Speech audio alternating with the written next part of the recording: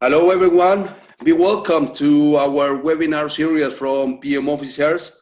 Hello from Barcelona, but hello as well, morning from Australia, because today we have a wonderful topic about Agile Management Office.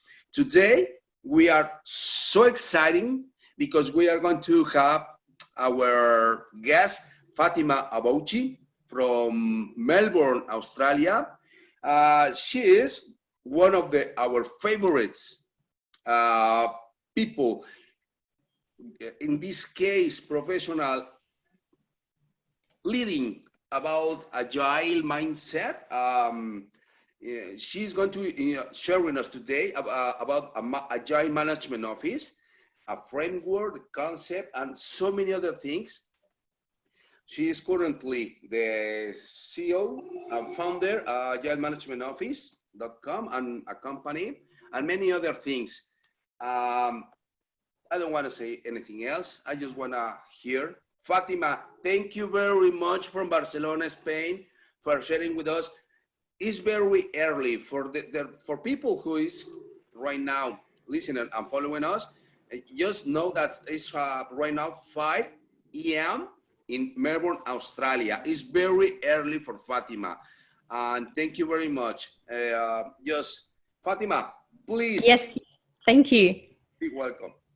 Thank you so much. I'm looking forward to sharing a lot of insights and information in today's webinar. So thank you to everyone. Hopefully I get to come back to Spain. I was there a few years ago and I'm looking forward to visiting again very soon. So Leonardo, do you want to just talk to this one?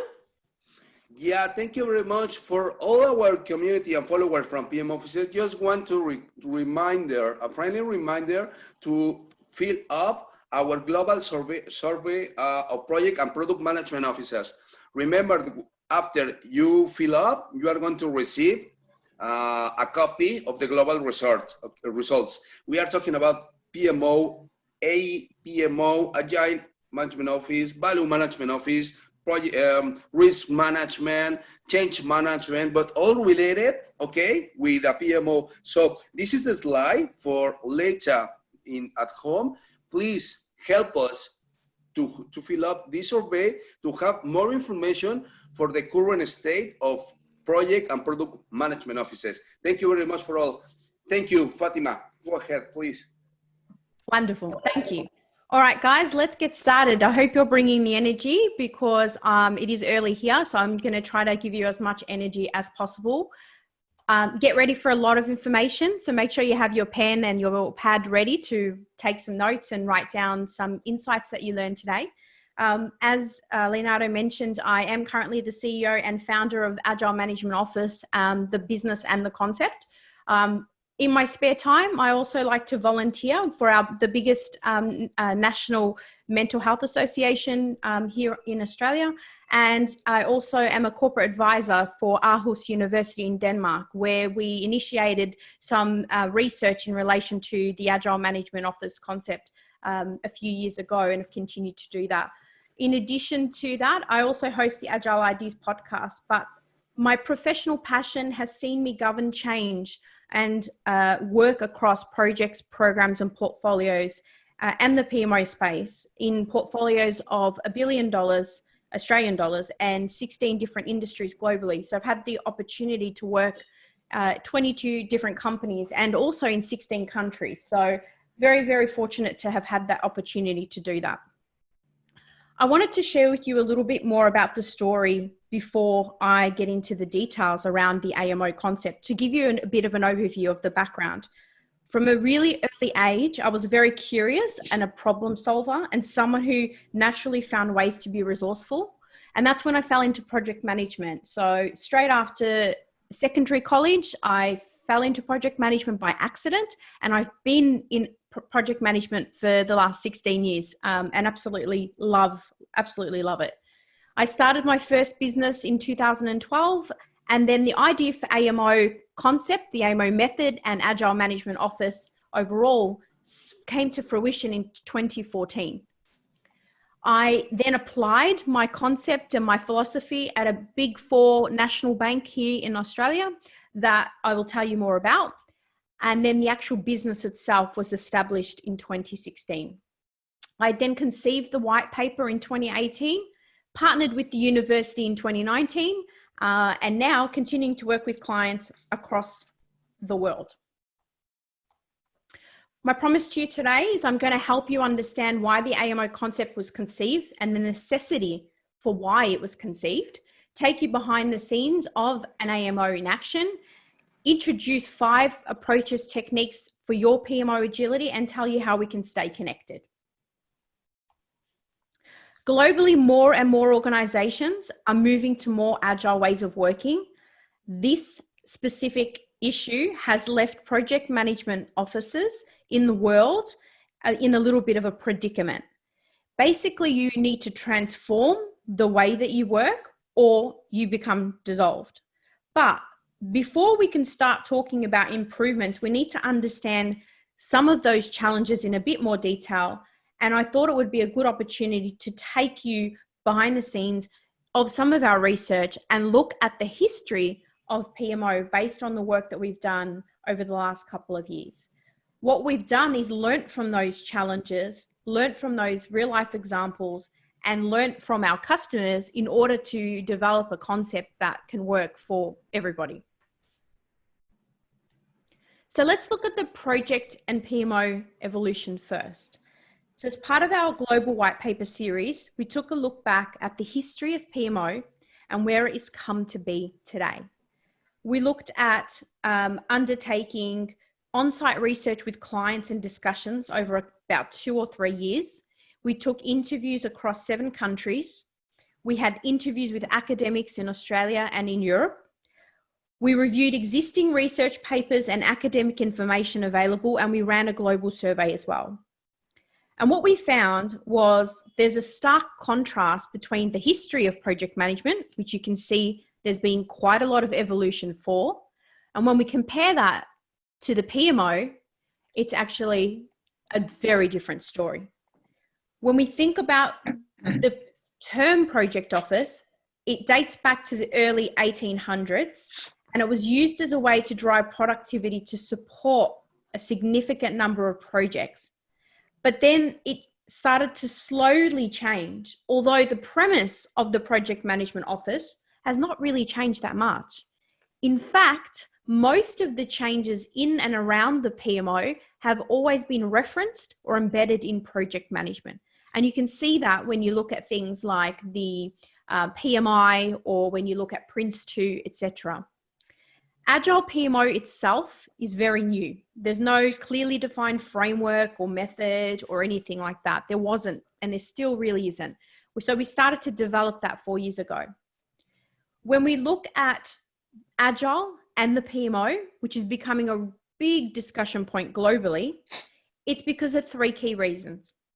One, because PMO has never, up until recently, existed in the conversation with Agile. Many managers don't know what to do with their existing PMO teams when they decide they want to go on the Agile journey. Because the rise of Agile delivery teams has left a lot of gaps within governance, process, and the previous control that executives used to have when they did have PMOs. And 3, because up until recently, there's been an assumption that the PMO is not required or that they cannot evolve since they are already so far behind. Remember, a function that is misunderstood will never, ever drive value. So as I mentioned to you, when you look back at the very first concept of project management offices, it was the project office. It was there to increase productivity in projects. Then we had the program office, and that was controlling costs transparently across the different projects. And the variations continued. Then we have project support. Then we have portfolio PMO. Then we have the EPMO, followed by PMO standards. Then we had the Center of Excellence, the most advanced component of the PMO. And now we're seeing the Agile PMO. As the variations of PMO proliferated across the world, so is the confusion and the challenge of managing stakeholder expectations. This is where you start building blocks bit by bit, and we're literally getting to a point where it's becoming a little bit like PMO Jenga, where you're taking bits and pieces of previous things and we're putting it on top, and we're taking more out and we're putting it on top. And it's really, really hard for executives to keep across what it is that we're trying to do. So the PMO itself is becoming quite unmanageable.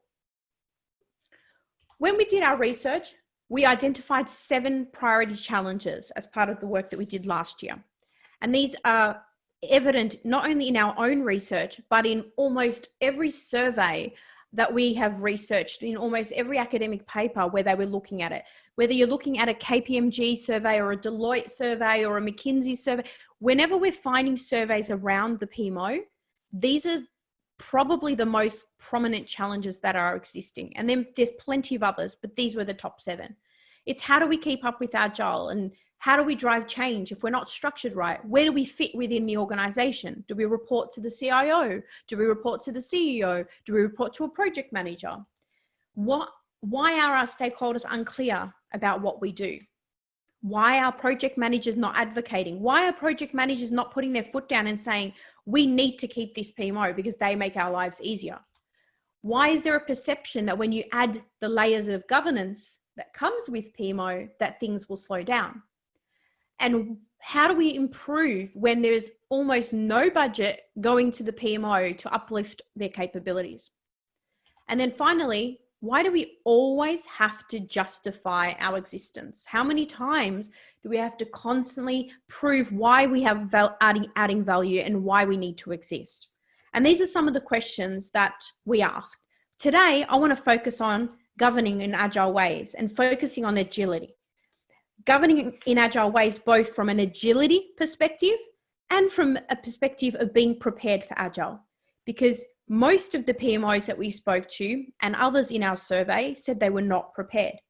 Even though Agile has been around for over 20 years, it's not new, but the reason it's becoming more of an issue for PMOs is because there's an obvious disconnect between what the delivery teams need and what the PMOs themselves are doing.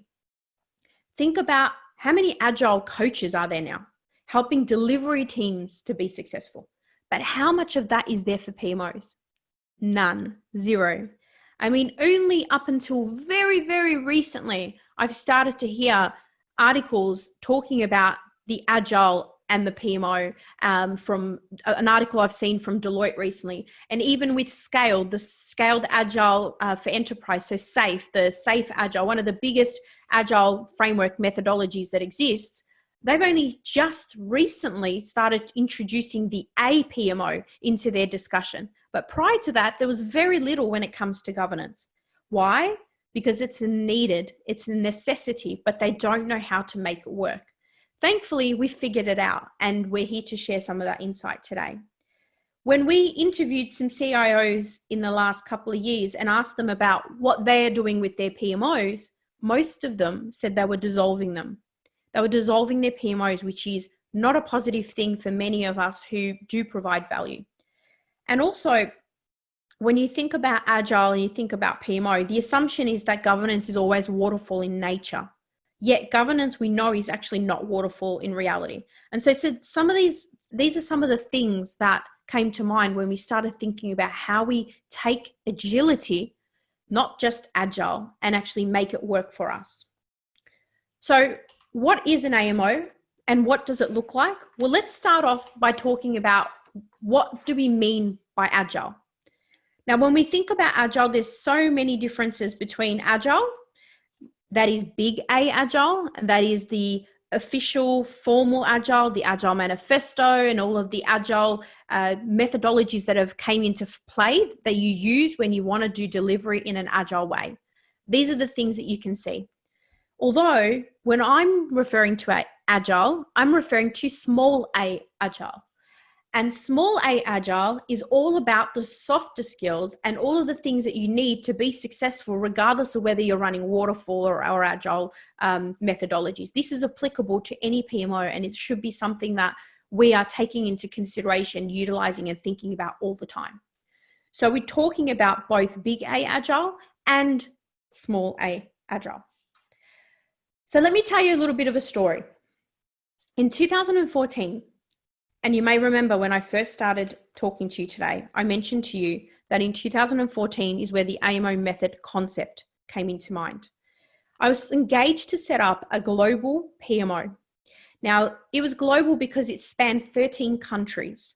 I had a requirement and a remit to support Australia, New Zealand, Asia, and Pacific. And in total, we have 13 countries that we had to bring together for this major program of work.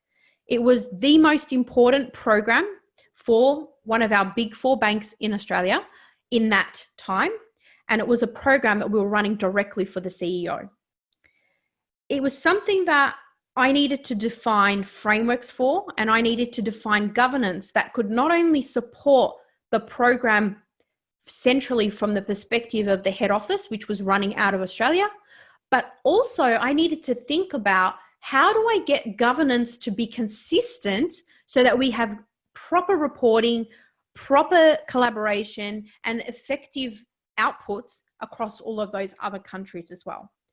So I started looking at what the bank had at that time, and I realized there was actually not much there from the perspective of global programs or global program governance. And it was quite challenging because we needed to take cross-divisional funding, which means funding from multiple different parts of the bank as opposed to one area, external funding from a vendor who was providing a significant injection of funding to help us deliver this program for them, as well as significant complexity. We had 9 governance forums globally. We had Agile and waterfall methodologies. New Zealand was running Agile. Australia was running waterfall. Some of the Asia countries had a bit of both. We had 6 enterprise portfolio management software tools that were being used as per the different regions. Each one had their own requirements of us having to report into them. We found that we had 23 monthly reports being created that needed to give a status to different forums and governance bodies across the countries. We had vendors internationally all over the world that were required to support this program of work, each with their own funding, whether it was Australian dollars, Great Britain dollars, US dollars, and so forth. We had 14 different cost centers. And in addition to that, we had different legal requirements. We had different accounting treatments. Some countries had different CapEx rules, and we had 7 master schedules going across this program of work. It was something that I realized because there was no precedence in this organization, I needed to develop something that could support and meet the requirements of this global program of work. And it was quite complex. The best part was, after developing this framework, I was able to deliver this global PMO program of work for this organization with just 3 people. That's right, 3 full-time resources was all we had. That was the budget given to us, and we made it work and we supported the program. The program itself was the most successful program for this organization since they started tracking programs in their post-implementation reviews. We had to synergize governance across the value chain, and we had to do it agnostic of the methodology. We couldn't spend weeks or months debating which method we were going to use. We just had to get on with it. We had to forget about proliferating multiple various PMOs across the company and across the countries. We had to focus on building a centralized governance body that would report in and basically sit alongside the rest of the organization. We had to make sure that we were taking the time not only to develop a model that will scale, but make sure it was efficient. It needed to balance the requirements of all the different management teams across the world. And we needed to make sure that we were not just governing, we were actually supporting. And we became a key partner to support for managing the entire program budget globally, to managing all of the resources onboarding, over 100 resources onboarded within a 2-year period. And we also needed to make sure that all our stakeholders were satisfied, and they were, and the results were proven in the post-implementation review. How did we do this? Well, there's a number of ways, but this is where the concept of the Agile Management Office came into mind. It was about developing a function that focused on helping the delivery teams to deliver more. They had 24 installations within a 2.5-year period globally. It reduced rework because we only had 3 resources. We had to be really, really smart and efficient and around how we actually managed this function. We had to make sure that all our stakeholders were on board. And we needed to make sure that we had flexibility in our governance framework to support all of the nuances that came from running a global program that was absolutely that complex. And one of the key things we did is targeted the high value areas first, and then we shifted priority and attention to where it was needed most. And that is what the AMO helps you to do. To further evolve our concept, the AMO method, which supports running an Agile Management Office, we needed to actually take some time to actually investigate it from an academic perspective. After the success of the Agile Management Office in a Big Four bank, we thought, wow, okay, can I do this again in a different industry? And at this point, we decided to do it in our second largest supermarket chain in the country, in retail. And we wanted to conduct a research project to understand how effective our approach was and whether it could be repeated. So we undertook a research using an action research cycle, which was introduced to me by a professor at the University of Queensland. And I also started working with a professor at the University of Aarhus in Denmark. And what we needed to do is understand the starting position. And that is like you do if you're a doctor in an emergency room, you need to understand what treatment is required, effectively the interventions. And then after you've given the treatment to the patient, measure the results of how that patient progresses. How's their blood pressure? How is their heart rate, etc. So we needed to do something like that, but actually from a governance perspective. So we utilized the AMO method itself and all of the stages within that to establish the individual steps required in order for us to help provide a point in time before we intervened with our method and our approach, and how we then instigated that change. So we did 5 key things. First of all, we established a baseline, and the AMO itself always starts and stops with the executives. It's one of the key strategic drivers is to improve the annual employee engagement scores. And so that was a really big part of this work that we did with this supermarket.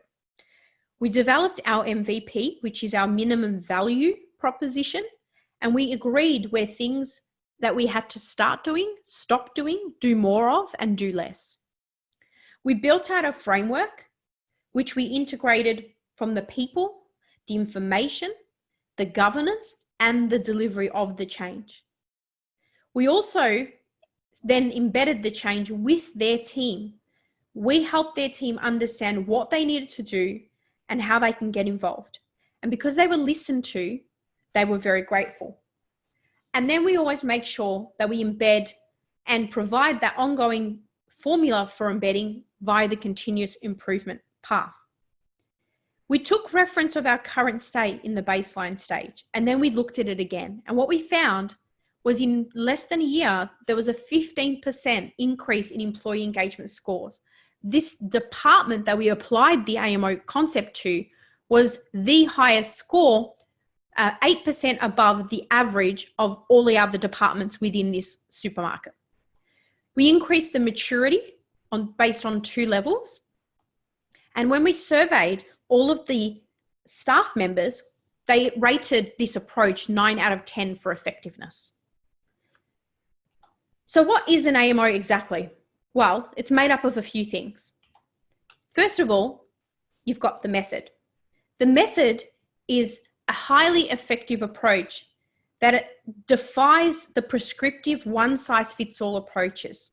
It takes away the rigidity of traditional governance, and it brings with it an agile flavor.